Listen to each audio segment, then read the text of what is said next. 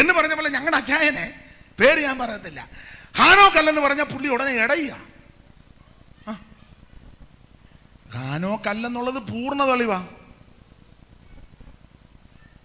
കാരണം ആ അധ്യായത്തിൽ ഒരു പ്രത്യേക പദമുണ്ട്, അവരുടെ കർത്താവ് ക്രൂശിക്കപ്പെട്ടെന്നാ. അങ്ങനല്ലേ 11:8 ഒന്ന് വായിച്ചേ, മോളൊന്ന് വായിച്ചേ. ഞാൻ വെളിപ്പാട് പുസ്തകം അല്ലയോ എൻ്റെ പൊന്നു മോളെ, ഇല്ലേ? വെളിപ്പാടാ, അതാ ഞാനും വെളിപ്പാട് തന്നെ. 11-ാം അധ്യായത്തിന്റെ 8-ാം വാക്യം വായിച്ചു, മൈക്കിൽ കൂടെ വായിച്ചു. അവരുടെ കർത്താവ് ക്രൂശിക്കപ്പെട്ട അവരുടെ കർത്താവ് എന്ന് പറഞ്ഞാൽ യഹൂദനെ സംബന്ധിച്ച് അവിടെ പറയുന്നത്. യഹൂദനെ സംബന്ധിച്ചാണല്ലോ. 2 സാക്ഷികൾ വരുന്നു, പ്രത്യക്ഷപ്പെടുന്നു, അവർ പ്രസംഗിക്കുന്നു, അവരെ പിന്നെ കൊല്ലുന്നു. ഇതൊക്കെ അവിടുത്തെ വിഷയം. അപ്പൊ അവിടുത്തെ പ്രത്യേക അവരുടെ കർത്താവ് എന്ന. ആരുടെ കർത്താവ്? യഹൂദന്റെ കർത്താവ്. യഹൂദയിൽ നിന്നല്ലോ ഉദിച്ചത്. അപ്പൊ അവരുടെ കർത്താവ്. അപ്പൊ ഹാനോക്കല്ലെന്ന് തെളിഞ്ഞല്ലോ. കാരണം യഹൂദ ജാതി ആരംഭിക്കുന്നത് അബ്രഹാം മുതലാ. അബ്രഹാമിൽ തുടങ്ങിയ ഈ ജാതി ജനത, ഈ വംശം ആരംഭിക്കുന്നത്. അബ്രഹാമിൽ നിന്ന് ഇസഹാക്ക്, ഇസഹാക്കിൽ നിന്ന് യാക്കോബ്, യാക്കോബിൽ നിന്ന് 12 ഗോത്ര പിതാക്കന്മാർ, അങ്ങനെ ഈ വംശം. അപ്പൊ അവര് ആ യഹൂദന്മാർ, ദൈവത്തിന്റെ സ്വന്തം ജനം, പ്രത്യേക സമ്പത്ത്. ഹാനോക്ക് ആ ഗ്രൂപ്പിൽ പെട്ടതല്ലോ.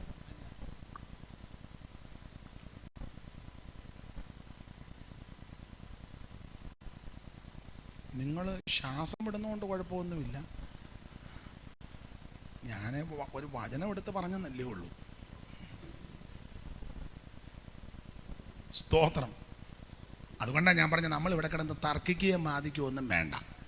2 സാക്ഷികൾ. പിന്നെ സൂക്ഷ ഇതറിയണമെങ്കിൽ എന്തെങ്കിലും ഒരു പാപം ചെയ്താൽ മതി, ഇവിടെ കാണും. മിക്കവാറും ഇവിടെ കാണാൻ ആ സാധ്യത, നോട്ടോ ഇരിപ്പം കണ്ടിട്ട്. പക്ഷെ ഇന്ന് രാത്രി ഒന്ന് ഉറപ്പിക്കണം അങ്ങ് പോകുമെന്ന്. അതിനൂടെ ആരും കൈവിടപ്പെട്ടു പോകരുത്. ആട്ടെ, ഏതായാലും 11-ാം അധ്യായത്തിലെ വിഷയം 2 സാക്ഷികൾ. വെളിപ്പാട് 12 സൂര്യധാരിണിയായ ഒരു സ്ത്രീ. അത് കന്യകാമറിയോ അല്ല. ഞങ്ങൾക്ക് വേണ്ടി അപേക്ഷിക്കണം. തള്ളയോടൊന്നും പറയരുത്, ചുമ്മാ.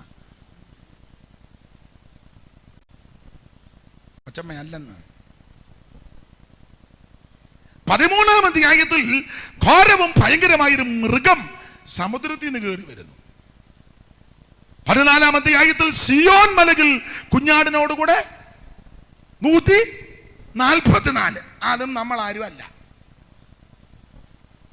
തമ്പേറടിച്ച്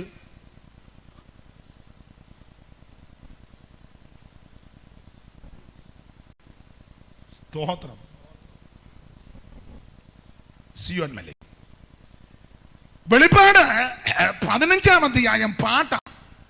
മോശയുടെ പാട്ടും കുഞ്ഞാടിന്റെ പാട്ടും പാടി വീണ പിടിച്ച് വൈണികന്മാർ ആ പളങ്ക നദിയുടെ തീരത്ത് നിന്ന് പാടി പരമപിതാവിനെ മഹത്വപ്പെടുത്തുകയാണ്. വൈണികന്മാരുടെ ഇമ്പഗാനം കേൾക്കുന്നു ഞാനകര്. വൈണികന്മാരുടെ ഇമ്പഗാനം കേൾക്കുന്നു ഞാനകര്. കേൾക്കുന്നു കേൾക്കുന്നു ഇതം കേൾക്കുന്നു കേൾക്കുന്നു.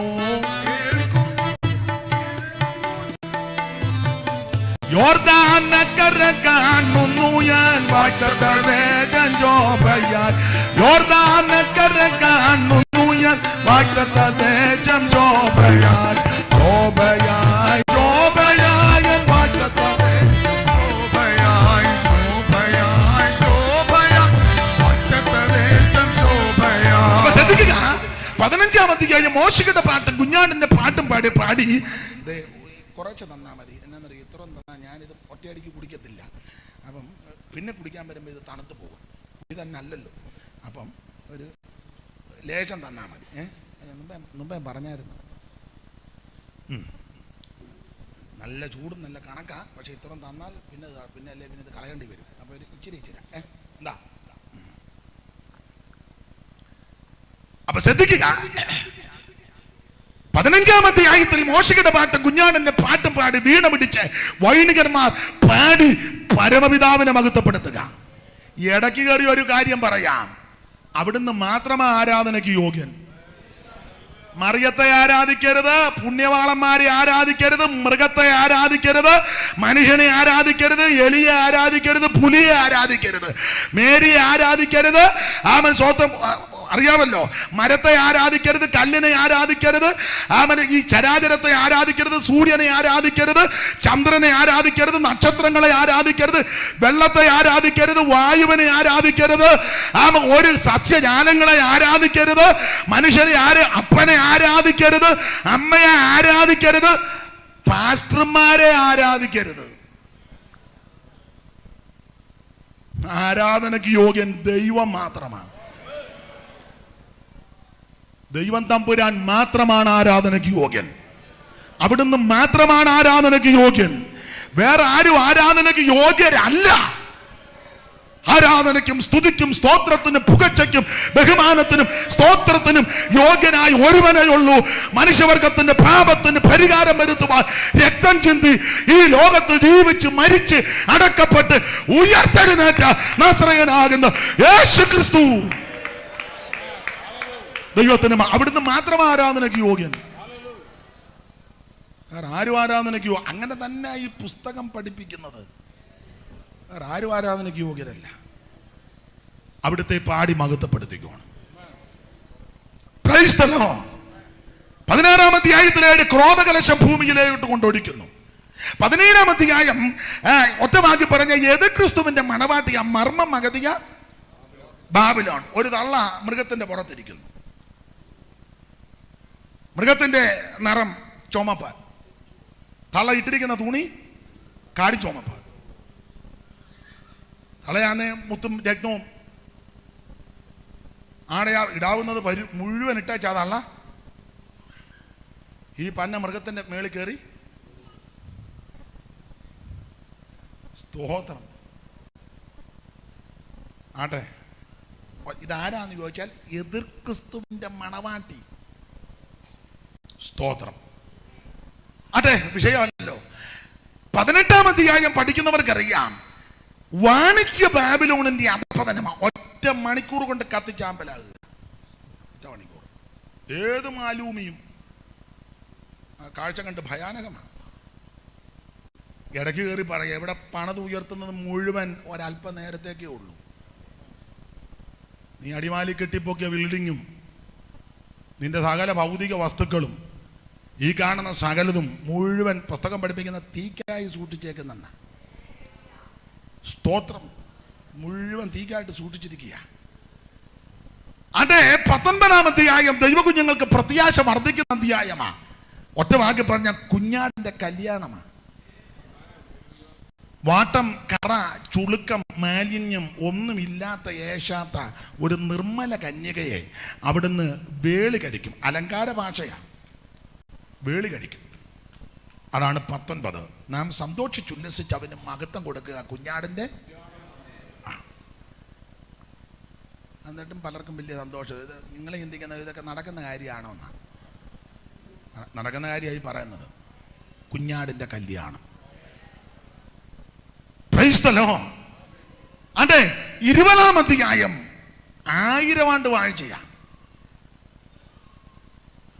സാധാരണ പിടിച്ചു കെട്ടി 1000 ആണ്ടത്തേക്ക് ചങ്ങലയിട്ട് ബന്ധിക്കുക. അതിനുശേഷം ഇവിടെ ഒരു 1000 കൊല്ലം ഭരണം. 1000 കൊല്ലം. അന്നേരം കുഞ്ഞാടും ചെന്നായും പുള്ളിപ്പുലിയും എല്ലാം കൂടെ ഒന്നിക്കും. സ്തോത്രം. സർപ്പത്തിന്റെ ബുദ്ധിക്കൊണ്ട് കൊച്ചൻ കൈയിടും. സർപ്പം ഒരു ദോഷവും ചെയ്യത്തില്ല. സ്തോത്രം. സ്തോത്രം.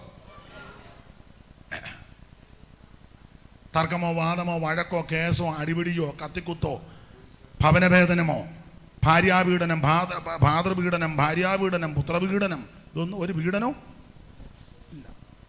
പെണ്ണുങ്ങളാന്ന് എല്ലാം പീഡനക്കഥയായിട്ടാണ് ഇറങ്ങുന്നത്. നിങ്ങൾ നേരത്തെയൊക്കെ വായിച്ചതല്ലേ. ഒരുത്തിയാന്ന് എന്നും സാരി ചുറ്റിക്കൊണ്ടിരുന്നു. അപ്പം വീഡിയോക്കാരെല്ലാം വന്ന് വട്ടം ഇരിക്കുക. അതൊരു നല്ല മെതേഡായിട്ടാണ്. ഓരോ ദിവസം ഓരോ സാരി സാരി എടുത്ത് ഞൂറിഞ്ഞല്ല എന്ന് വെച്ചോണ്ട് ചാനലുകാർ വന്ന് മിനിഞ്ഞാന്ന് എത്ര പേര് പീഡിപ്പിച്ചു. ഉടനെ അവൾ അന്നേരം കണ്ണടച്ച് വെച്ച ഒരു 5-6 പേരുടെ പേര്. ഞാൻ അന്തം വിട്ടുപോയി. നമ്മുടെ ആരുടെയും പേര് അവള് പറയാഞ്ഞത് അല്ല, അവള് വായി വരുന്നവരുടെ എല്ലാം പേര് പറഞ്ഞതാ. അതെ, എനിക്ക് വളരെ സങ്കടമാവും. ഉമ്മൻചാണ്ടിയുടെ പേര് പറഞ്ഞതാ. അങ്ങനെ കാണുന്ന എനിക്ക് പുള്ളിയോട് ബഹുമാനമാണ്. അങ്ങനെ ആണെങ്കിൽ ഉറക്കം പോലും ഇല്ലാതെ നാട്ടുകാരുടെ കാര്യത്തിന് വേണ്ടി അങ്ങനെയുടെ പേര് പറഞ്ഞത്. വേറെ ഒന്ന് രണ്ട് പേരുടെ പേര് പറയായിരുന്നേ കുറച്ചുകൂടെ നമുക്ക് ചിന്തിക്കാൻ മിക്കവാറും സാധ്യതയുണ്ട്.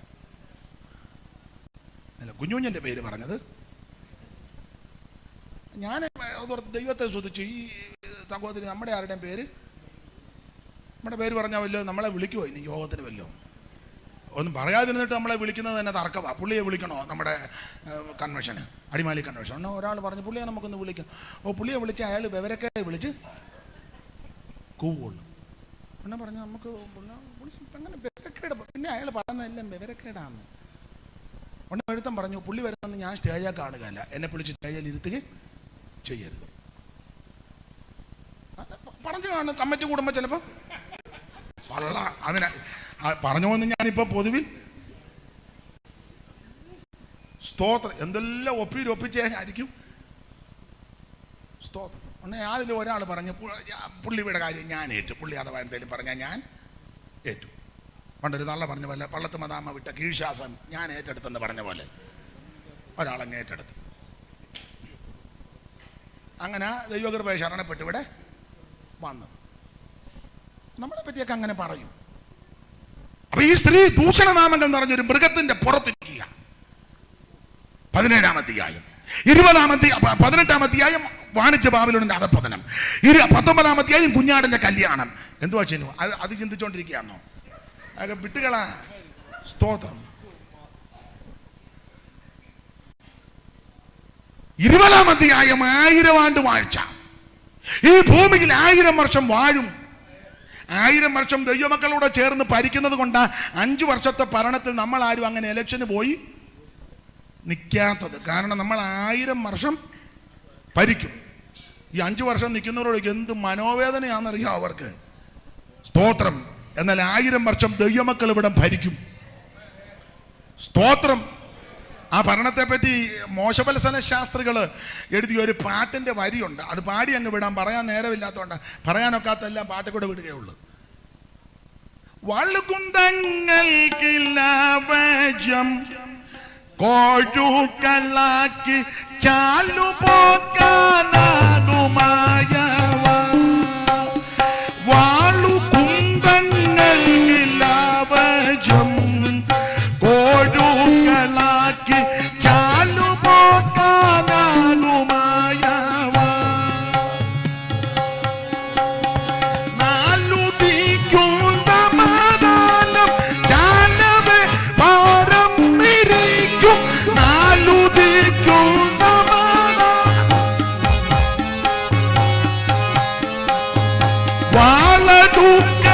വാളടുക്കയില്ലാരുമേ ചേലുകേടിൽ ഒന്നിനുമേ മോദമതി മോദം ഹേ വാഴ്ത്തകാലം സാദരം ആണഞ്ഞിടുന്നതോ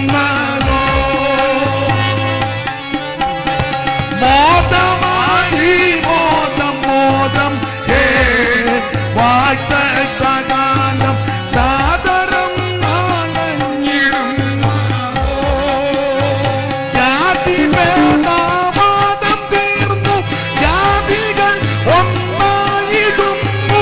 ജാതി ഭേദവാദം ജാതികൾ ഒന്നായിടുന്നു. യൂദജാതിയും മുതിർന്നു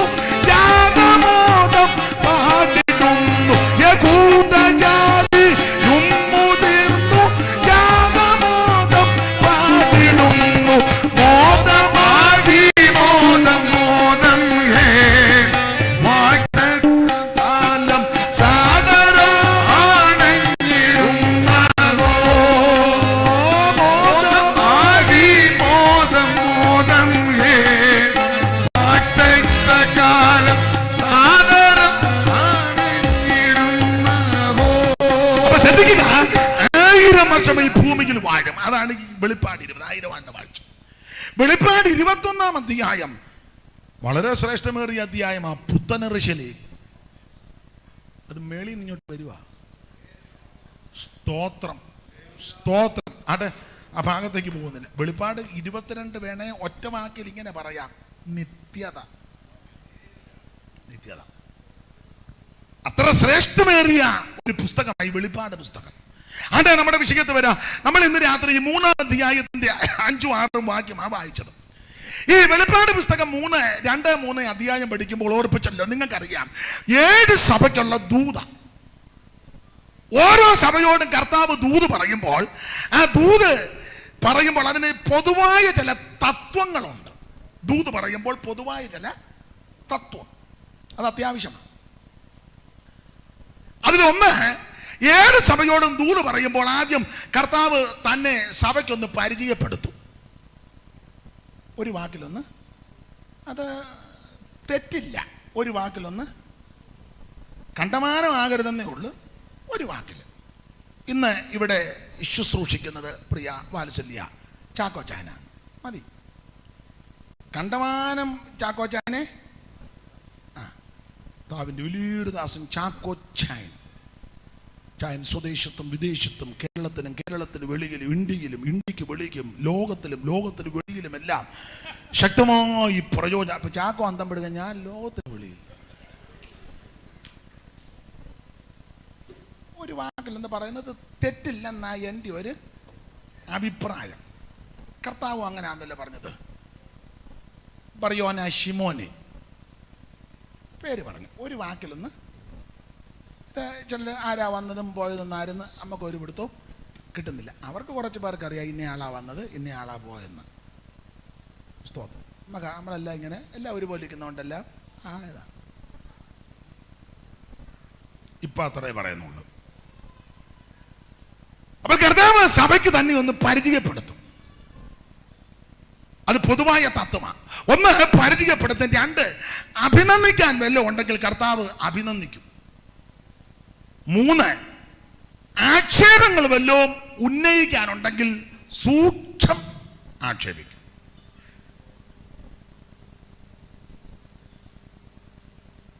മാത്രമല്ല കർത്താവ് പ്രബോധനം നൽകും, എന്തെങ്കിലും പ്രബോധിപ്പിക്കാനുണ്ടെങ്കിൽ. 5, മുന്നറിയിപ്പ് വല്ലതും തരാനുണ്ടെങ്കിൽ മുന്നറിയിക്കും.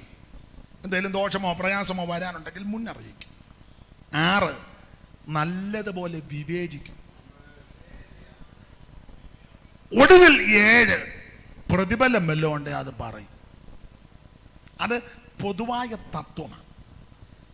ആ തത്വം ഈ 3-ാം അധ്യായത്തിലെ സഭയോടുള്ള ബന്ധത്തിൽ ചില തത്വങ്ങൾ, പൊതുവായ തത്വം ഓടിച്ച് വിശദീകരിക്കുന്നില്ല, ഓടിച്ച് ചിന്തിക്കാം. പൊതുവായ തത്വം 1, കർത്താവ് സഭയ്ക്ക് തന്നെ ഒന്ന് പരിചയപ്പെടുത്തി. ആ 3-ാം അധ്യായത്തിന്റെ പ്രാരംഭവാക്യം ഒന്ന് വായിച്ചാട്ടെ. സർദീസിലെ സഭയുടെ ദൂതന് എഴുതുക. സർദീസിലെ സഭയുടെ ദൂതന് എഴുതുക. ദൈവത്തിന്റെ 7 ആത്മാവും 7 നക്ഷത്രവും ഉള്ളവൻ അരുളി ചെയ്യുന്നത്. 7 നക്ഷത്രവും ഉള്ളവൻ അരുളി ചെയ്യുന്നത്, ഞാൻ നിന്റെ പ്രവൃത്തി അറിയുന്നു. ജീവനുള്ളവൻ എന്ന് നിനക്ക് പേരുണ്ട്, എങ്കിലും നീ മരിച്ചവൻ ആകും. അപ്പൊ ശ്രദ്ധിക്കുക, ദൈവത്തിന്റെ 7 ആത്മാവ്. അപ്പൊ ചിന്തിക്കുക, 7 ആത്മാവ്. പണ്ട് ഞങ്ങളുടെ അമ്മ എന്തേലും പ്രശ്നം പറയുമ്പോൾ അവൻ 5 ആത്മാവിൽ പോലും ഇല്ലെന്ന്. അത് ഞാൻ ആ ഡയലോഗ് കേട്ടിട്ടുണ്ട്. ഇത് വായിക്കുന്നത് അപ്പൊ ചിലക്ക്, എടാ എത്ര ആത്മാവുണ്ടെന്നാരും? ആത്മാവ് ഒന്നേ ഉള്ളൂ, അത് പരിശുദ്ധാത്മാവാ. പക്ഷേ അതിന്റെ വിശേഷതകൾ പലതാണ്.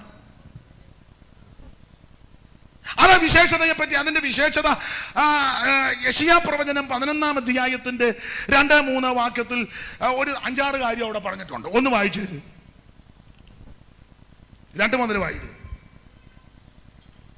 അവന്റെ മേൽ യഹോവയുടെ ആത്മാവ് ആവസിക്കും. യഹോവയുടെ ആത്മാവ് ആവസിക്കും. ജ്ഞാനത്തിന്റെ ആത്മാവാ. ഈ ആത്മാവിനെ പ്രാപിച്ചാൽ ജ്ഞാനം ഉണ്ടാകും. നിനക്ക് സെക്യുലർ പഠിത്തം ലഭിച്ചില്ല. വീട്ടിലെ പ്രാരാബ്ദമോ കഷ്ടപ്പാടോ ദുരിതമോ ദുഃഖമോ അല്ലെ ഇളയത്തുങ്ങളെ പഠിപ്പിക്കാൻ വേണ്ടി നീയും അപ്പന്റെ കൂടെ തൂമ്പ കളയ്ക്കാൻ ഇറങ്ങി. അല്ലെ എന്തെങ്കിലും പണിക്കിറങ്ങി, ഇതിനൊക്കെ ഒത്തില്ല പഠിക്കാൻ. ആഗ്രഹം ഉണ്ടായിരുന്നു പഠിക്കാൻ, പക്ഷെ വീട്ടിലെ പരാതി നിമിത്തം പഠിക്കാൻ ഒത്തില്ല. ഹൈറേഞ്ച് ആകുമ്പോൾ പറമ്പിൽ ഒത്തിരി പണിയുണ്ടല്ലോ. ഹൈറേഞ്ചിനാന്നെ പണ്ടൊക്കെ, ഇപ്പോഴല്ല, പണ്ടൊക്കെ പിള്ളേരും ഒത്തിരി ഉണ്ട് ഒരു വീട്ടിൽ, 8ഉം 10ഉം. അത് കുറ്റമായിട്ടല്ല ഞാൻ പറയുന്നത്, 10 ഒരു 20 എണ്ണം വെച്ച് വേണമെന്നാണ്. നിങ്ങളെ 10 എന്ന് പറഞ്ഞപ്പോൾ എന്നെ നോക്കുന്നത്. മക്കളെ പോവാതിരുന്ന അവകാശം. കാരണം പുസ്തകത്തിലെ പ്രമാണം അവിടെ വായിക്കുന്നത്, നിന്റെ ഭാര്യ, നിങ്ങൾ സഹോദരിമാര്, നിന്റെ ഭാര്യ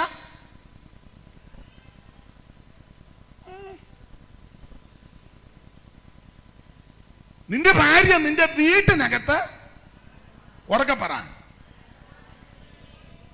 ഫലപ്രദമായ, എങ്ങനെ, മുന്തിരി. ഒരു സഹോദരി എഴുന്നേറ്റ് നിന്ന് ഉറക്കെ പറ, ഒരാൾ മതി, എല്ലാവരുടെ കടന്നു.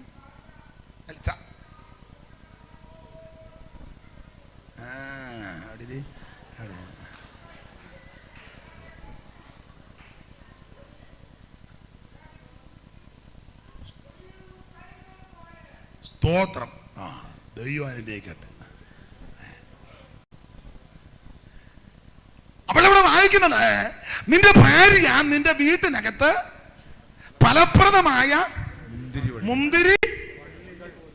നന്നായിട്ട് വായിക്കണം. പുസ്തകം വായിച്ചേ മോളെ, പുസ്തകം വായിച്ചേ. വെറുതെ കൂടെ നടക്കുക. നന്നായിട്ട് വായിച്ചേ. നിന്റെ ഭാര്യ നിന്റെ വീട്ടിനകത്ത് ഫലപ്രദമായ മുന്തിരിവള്ളി പോലെ, മുന്തിരിവള്ളി പോലെ. സ്തോത്രം. മുന്തിരി, സ്തോത്രം. അമൃതിന്റെ വള്ളി ഒന്നും അല്ലല്ലോ, മറ്റേ അങ്ങാടി മരുന്നിന്. ഇനി അവിടുത്തെ പദം മുന്തിരി വള്ളി, വള്ളികൾ എന്നല്ലല്ലോ. തങ്കച്ചാ, നിനക്ക് ഒത്തിരി വള്ളികളുണ്ട്. നീ എന്നിട്ട് ഈ സഭയിൽ വന്ന ആള് കളിക്കുക. നിന്റെ ഫോൺ എടുത്ത് പരിശോധിച്ചാൽ ധാരാളം വള്ളികൾ. കുറിയാക്കോയെ,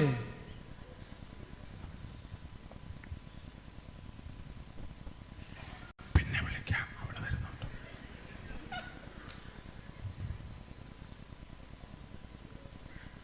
രാത്രി 10:30 കഴിഞ്ഞ് വിളിക്കും. പ്രത്യക്ഷത്തിൽ ഒരു വള്ളിയും അപ്രത്യക്ഷമായിട്ട്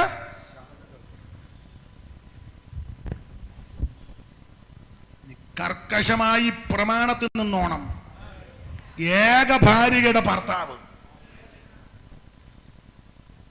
ആവശ്യമില്ലാത്ത കോൾ അഥവാ വന്നാൽ പറയണത്, ഞാൻ സൂസൻ മെഡലിട്ട് കൊടുത്തേക്കാം. ഞങ്ങള് നമ്മുടെ മല്ലപ്പള്ളി പാപ്പച്ചാൻ്റെ വീട്ടിൽ ഇരിക്കുമ്പം ഒരു കോള് വന്ന്, ഒരു സഹോദരിയാണ് വിളിച്ച. പാപ്പച്ചാൻ ഞാനും അടുത്തിരിക്കുക.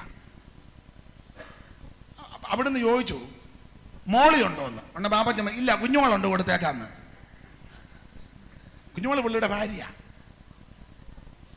കോള് വന്നെന്നാ, മോളി ഉണ്ടോ എന്ന്. പാപ്പച്ചാൻ പറഞ്ഞു, ഇല്ല മോളിയില്ല, കുഞ്ഞുങ്ങളുണ്ട്, വേണേ കൊടുത്തേക്കാം. നാട്ടെ കുഞ്ഞോളെ ആരായിട്ട് വിളിക്കുന്നു. മനസ്സിലായി കാണും. വള്ളി. നിന്റെ ഭാര്യ നിന്റെ വീട്ടിനകത്ത്. അപ്പൊ ഇനി നിന്നോടൊരു കാര്യം പറയാം, വീട്ടിനകത്തായിരിക്കണം, നീ അപ്പുറത്തെ വീട്ടിലാകരുത്. നിന്റെ വീട്ടിൽ എന്തെല്ലാം ജോലിയുണ്ട് ഇല്ലേ? എന്തും വേണ്ട ജോലിയുണ്ട്. കഴിച്ച പാത്രം നീ കഴുകില്ല, അന്നേരം നീ അത് ഇട്ടേച്ചപ്പറ നുണ പറയാൻ പോയത്.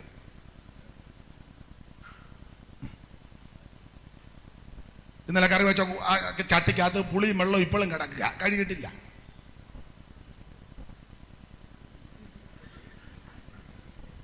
എന്തും വേണ്ട ജോലിയുണ്ട്. നീ അന്നേരം അപ്പുറത്തെ വീട്ടിൽ ചെന്ന് വള്ളി വീശാൻ പോകരുത്. നിന്റെ വീട്ടിനകത്ത്, നിന്റെ ഭാര്യ നിന്റെ വീട്ടിനകത്ത് ഫലപ്രദമായ ആ മുന്തിരി വള്ളി. അടുത്ത വാക്യം വായിച്ചേ മോളെ. നിന്റെ മക്കൾ മേശയ്ക്ക് ചുറ്റും. ആ പോയിന്റ് വരാനാ ഞാൻ പറഞ്ഞ, മക്കൾ ധാരാളം നല്ലതാണ്. ഇപ്പം തിരിച്ചു പറയേണ്ട ഗതികേടാ. നിങ്ങൾ തിരിച്ചു പറഞ്ഞു. സ്തോത്രം. മക്കൾ യഹോവ തരുന്ന അവകാശമാണ്. ഉദരബലം ദൈവം തരുന്ന പ്രതിഫലമാണ്. അപ്പൊ ഞാനതാ പറഞ്ഞ ഹൈറേഞ്ചിലൊക്കെ പിള്ളേര് ധാരാളമുള്ള കാലമാണ്, പണ്ട് കാലം. അപ്പം വസ്തുവുണ്ട്, നന്നായിട്ട് അധ്വാനിക്കണം. അപ്പോൾ ചിലപ്പോൾ ഇളയത്തുങ്ങളെ പഠിപ്പിക്കാൻ, കുടുംബം സന്ധിക്കാൻ മൂത്ത ചേട്ടന്മാർക്കൊന്നും ചിലപ്പോൾ പഠിക്കാൻ ഒത്തൊന്നും വന്നില്ല. അപ്പൻ്റെ കൂടെ പണിക്ക് ഏലക്കാട്ടി പോകാനോ തേയിലത്തോട്ടത്തിൽ പണിയെടുക്കാനോ ഇല്ലേ അവരൻ്റെ പറമ്പിൽ പണിക്ക് പോയാൽ 10 രൂപ കിട്ടിയാൽ അത്രയോ ആച്ചല്ലേ. അങ്ങനെയൊക്കെ ചെയ്ത പിതാക്കന്മാർ ചിലപ്പോൾ ഇതിനകത്ത് കാണും. നിനക്ക് വിദ്യാഭ്യാസം വേണ്ടതുപോലെ ലഭിച്ചില്ല, പക്ഷെ നീ ഭാരപ്പെടണ്ട.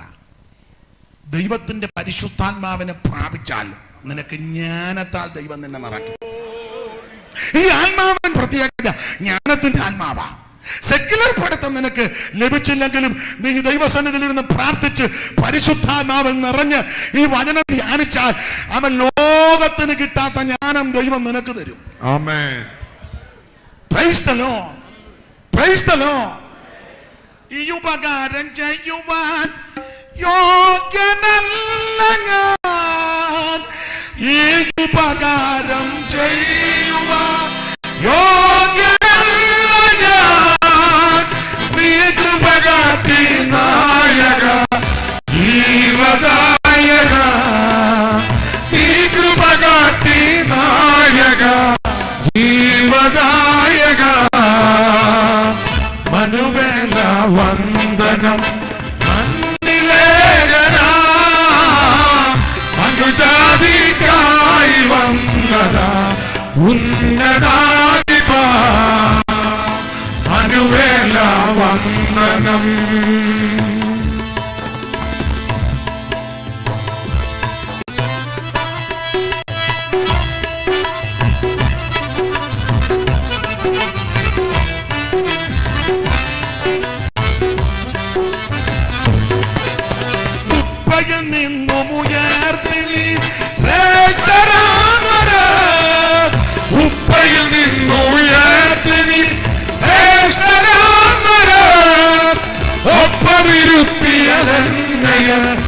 അത്ഭുതം പരാ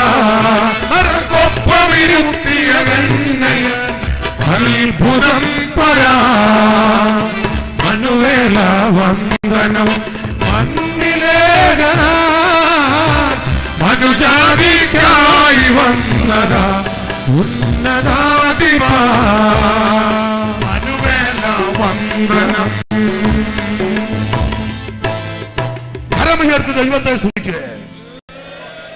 ഏത് ആത്മാവുള്ളവൻ പരിചയപ്പെടുത്തുക എന്ന് പറഞ്ഞാൽ നിന്നോട് ദൂരെ പറയുന്ന ഞാൻ ആരാന്ന് ചോദിച്ചാൽ അവൻ പരിജ്ഞാനമുള്ള ദൈവമാണ്, അല്ലാതെ പൊട്ടം ദൈവം ഒന്നും അല്ലെന്നായി പറഞ്ഞത്. നല്ല പരിജ്ഞാനം, അങ്ങനല്ലേ ആത്മാവിന്റെ പ്രത്യേകത. ജ്ഞാനത്തിന്റെ ആത്മാവ്, അതാ ജ്ഞാനത്തിന്റെ വിവേകത്തിന്റെ ആത്മാവ്. ജ്ഞാനമുണ്ട്. സ്തോത്രം.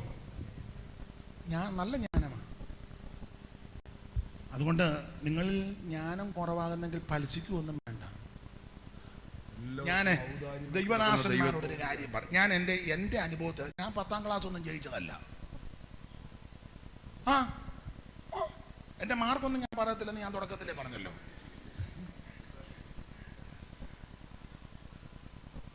എനിക്ക് ഇംഗ്ലീഷ് വായിക്കാനും എവിടുന്ന് സ്തോത്രം. എനിക്ക് ആംഗലേയ ഭാഷ വശമില്ല. അവിടെ എൻ്റെ അനുഭവത്തിൽ നിന്ന് പറയുക, ഈ പുസ്തകം പഠിച്ച് ധ്യാനിച്ചാൽ മതി. എന്നും